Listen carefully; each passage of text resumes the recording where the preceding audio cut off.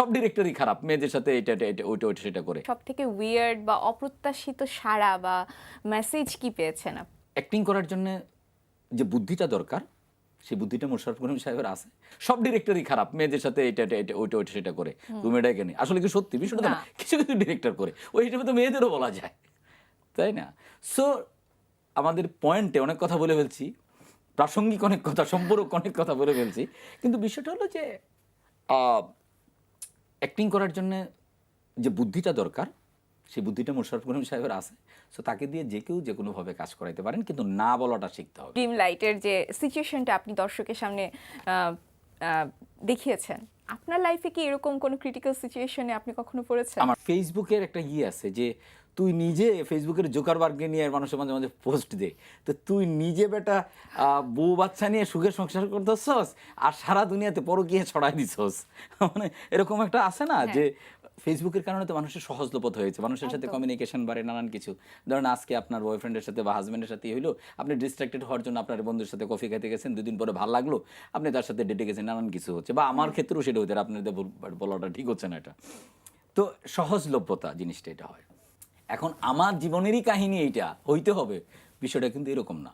এরকম তো বেদনা, কবিরা অনেক বেদনার কবিতা লিখছে, সবাইকে বেদনার মধ্যে পড়ে। আমরা যখন না, মৃত্যু আমি দৃশ্য just করি, জানতে না না চাচ্ছি। জাস্ট বলেন, আমরা যখন মৃত্যু দৃশ্য করি তখন মানুষ কি মাইরে করি? না। নিশ্চয়ই না।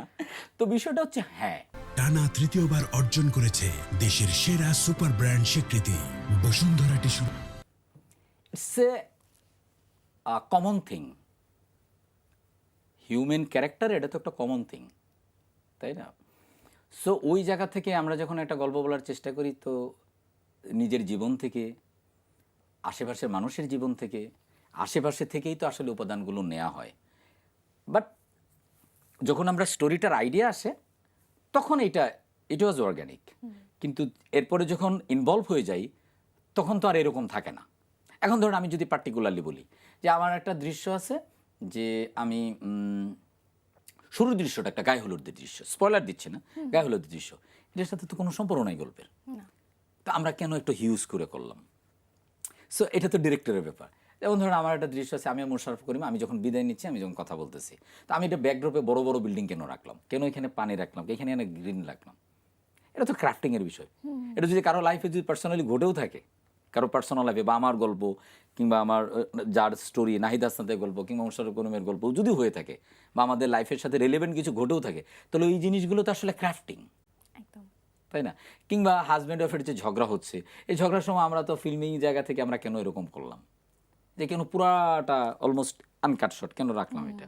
কিংবা শেষ দৃশ্যটা কেন আমি বিকাল থেকে শুটিং করে, আমি 2 দিনে শুট করছি ওই দৃশ্যটা, বিকাল থেকে শুরু করে কেন আমি একদম সানসেট পর্যন্ত গেলাম? এর সাথে তো পার্সোনাল লাইফের কোনো রিলেশন নাই।